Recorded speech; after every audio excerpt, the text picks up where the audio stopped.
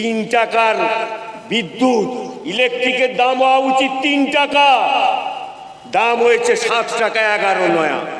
Slab কমাচ্ছে 50 unit 5 টাকা 11 নয়া দাম দিতে হতো, এখন বলছে ওটা 30 ইউনিটে 5 টাকা 11 নয়া দাম দিতে হবে। আপনি বুঝতেই পারবেন না, এই হালে করেই আসবে আবার। কোন চোখে দেখে মেয়েদের আর আমাদের মা বোনেদের ইজ্জত? সন্দেশখালি দেখেছে তৃণমূলের রাজত্ব, মা বোনেদের নাকি 12টার সময় তৃণমূলের অফিসে পিঠে করতে যেতে হবে। কি ভাব ভালোবাসা মাই!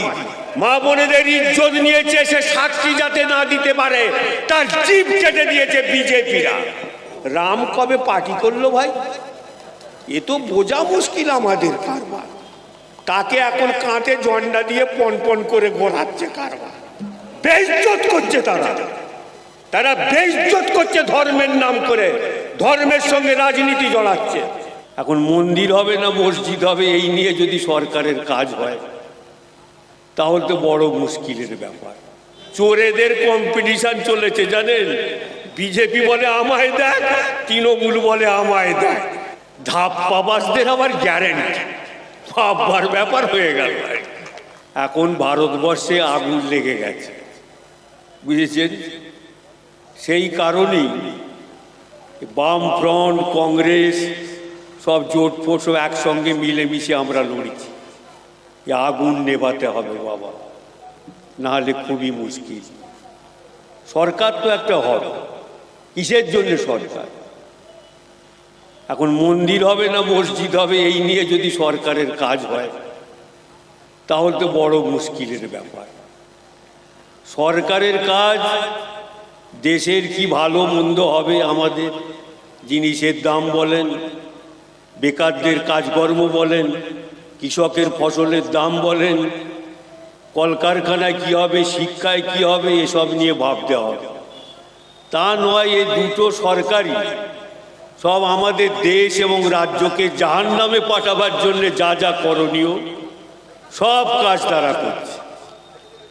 আমি বেশির মধ্যে যেতে চাই না। সবাই এখন বলছে এ বলে মোদির গ্যারান্টি আর এ বলে মমতার গ্যারান্টি, ধাপ্পাবাজদের আবার গ্যারান্টি, ভাববার ব্যাপার হয়ে গেল। 5 বছর তো চলেছে, কম দিন তো চলেনি বাবা, তার আগেও চলেছে। মমতাই হোক আর মোদি হোক, এ বলল কি যে দেখ খালি একবার বসা চাওলার নাকি আমি ব্যাটা আমাকে বসিয়ে দিলি সব দুঃখ হরিপাল চলে যাবে, কারোর কোনো দুঃখ থাকবে না। মমতাও বলল তাই। তারপরের অবস্থাটা কি? তারপরের অবস্থা আমি বিস্তারিতের মধ্যে যাব না।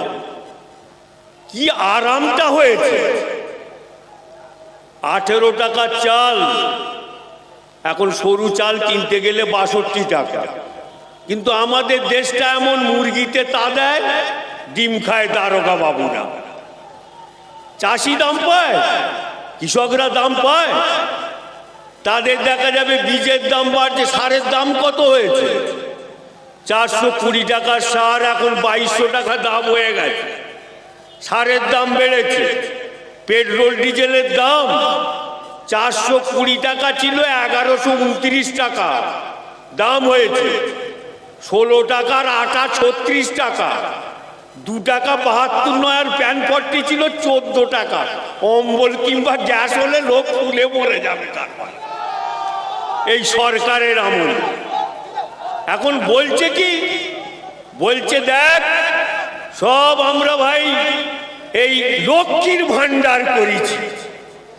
ভাই লক্ষ্মীর ভান্ডার তো হয়েছে ওই অনুব্রত মণ্ডলের ঘরে, পার্থ চ্যাটার্জির ঘরে শুধু নয়, তার ভালোবাসার লোকের ঘরে মানে লক্ষ্মীর ভান্ডার ঢুকে গেছে কারবার। আর বলছে লক্ষ্মীর ভান্ডার কার পয়সা? কার পয়সা? মমতা বন্দ্যোপাধ্যায়ের পয়সা। পয়সা মানুষের, সেই পয়সা থেকে বলা হচ্ছে লক্ষ্মীর ভান্ডার। আর ভান্ডারটা হয়েছে পার্থ চ্যাটার্জি তার প্রেমিকার ঘরে, হয়েছে অনুব্রতদের ঘরে। আর আমাদের মা বোনেদের ইজ্জত সন্দেশখালি দেখেছে। তৃণমূলের রাজত্ব, মা বোনেদের নাকি 12টার সময় তৃণমূলের অফিসে পিঠে করতে যেতে হবে। কি ভাব ভালোবাসা মাহিদি! হ্যাঁ, মেয়েদেরকে 1000 টাকা দিয়ে তাদের মানিজ্জত নিয়ে যারা খায়, সেই তৃণমূল 1000 টাকা কাদের টাকা? বলা হচ্ছে লক্ষ্মীর ভান্ডার। স্বাভাবিকভাবেই জিনিসের দাম বাড়ছে, মা বোনেদের ইজ্জতের দাম কমছে। শুধু আমাদের পশ্চিমবাংলায় না, উত্তরপ্রদেশের হাতরাসে মা বোনেদের ইজ্জত নিয়েছে, সে সাক্ষী যাতে না দিতে পারে তার জিভ কেটে দিয়েছে বিজেপিরা। কোন চোখে দেখে মেয়েদের?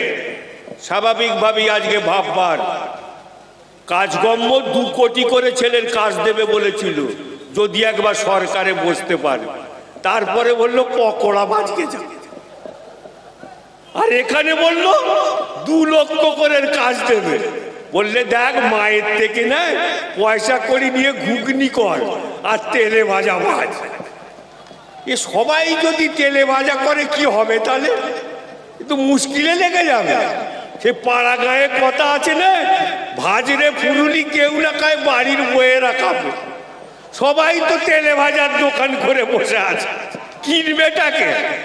খরিদ্দার চাই তো রে বাবা, ওই বাড়িতে নিয়ে যাবে, বউ খাবে। হ্যাঁ, এসব চালাকি হচ্ছে।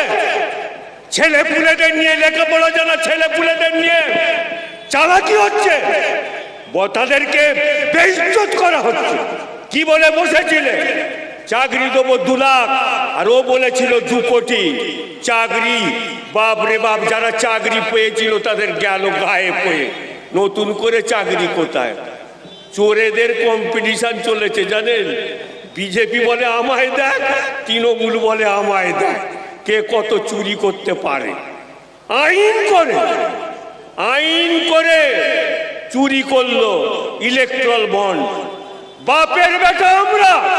কমরেড সীতারাম ইয়েচুরি আমাদের পার্টির সম্পাদক কেস করেছে, যেটা ঠিক কাজ না, বেআইনি কাজ হচ্ছে।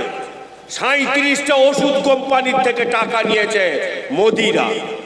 আর মমতা বন্দ্যোপাধ্যায় 444 কোটি টাকা নিয়েছে সঞ্জীব গোয়েঙ্কার থেকে, একার থেকে।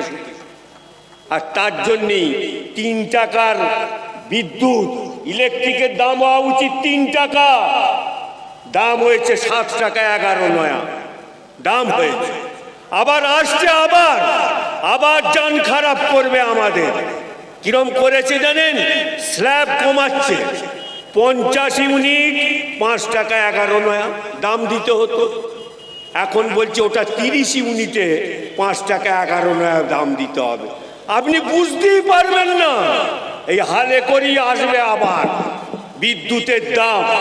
1000 টাকা দিচ্ছে, কার নাও নেওয়া হচ্ছে কত?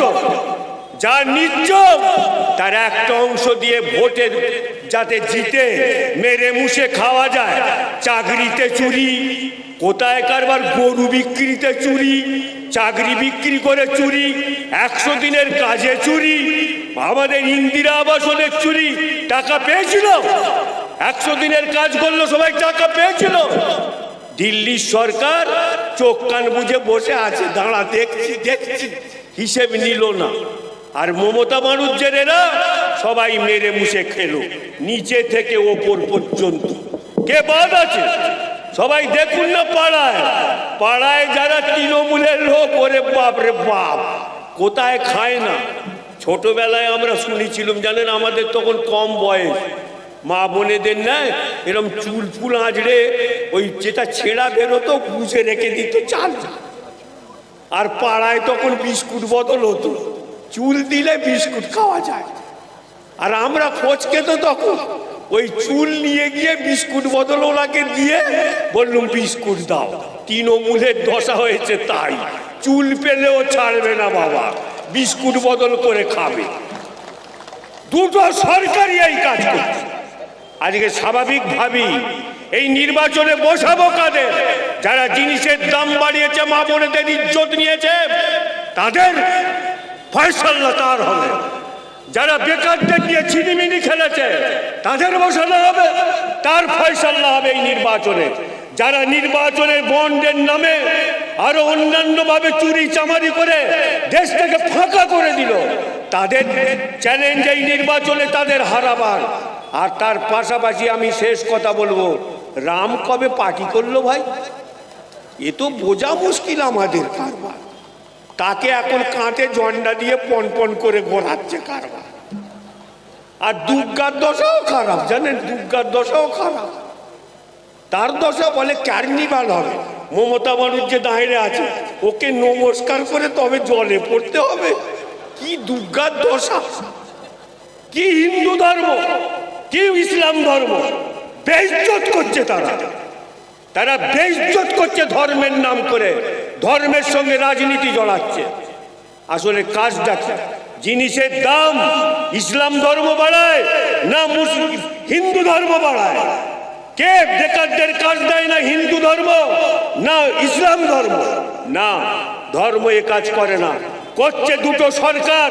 আর আমাদেরকে লড়িয়ে দেবে বলে এই ধর্ম এটা ওটা। ওরে বাবা, যে যা ধর্ম করো না, কে বারণ করছে কারবার? কিন্তু মাথায় একটা হিসাব লাগিয়ে পজু না করে আল্লাহ দুবার বললেই ধর্ম হয়ে গেল না? 10 লাখ মাদ্রাসা কোথায় গেল? কোথায় গেল? যখন হযরত মুহাম্মদকে বেইজ্জত করলো নপুর শর্মা, তখন মমতা বানার্জি যখন ইসলাম ধর্মের মানুষের রাস্তায় নামলো তখন বললে দিল্লি চলে যাও। ভোটের বেলায় সংখ্যালঘুদের ভোট চাই, হ্যাঁ? আর হযরত মুহাম্মদকে বেইজ্জত করছে তখন বললে দিল্লি যাও। হ্যাঁ, ভারী জিনিস। সিএএ সব কম্য যদি দেখেন, ইরফান পাঠান তৃণমূলের ক্যান্ডিডেট, সে বলেছে কি মোদি খারাপ নয়। হ্যাঁ, সিএএ যখন হলো তখন এই সাজেদা আহমেদ কোথায় ছিল? কোথায় ছিল? তার বিরুদ্ধে ভোট দিয়েছিল? ভোট তো দেয়নি, যায়নি পর্যন্ত। আজকে স্বাভাবিকভাবেই এরা হচ্ছে কিরম জানেন, আমাদের পাড়ায় যাত্রা হয় দেখেছেন তো, যাত্রা পার্টির মতন আর কি। ডায়াসে কি মারামারি, এরকম তরোয়াল নিয়ে মারামারি করছে। তারপর গ্রিন রুমে গিয়ে ও ওকে বিড়ি দেয়, ও ওকে বিড়ি দেয়, দুজনেই টান মারছে। এত চুরি হলো, মমতা বানার্জি কিংবা অভিষেক ধরা পড়ে না, না কেজরিওয়াল ধরা পড়ে, হেমন্ত সোরেন ধরা পড়ে, ভেতরে ভেতরে সব সট্টা বট্টা আছে।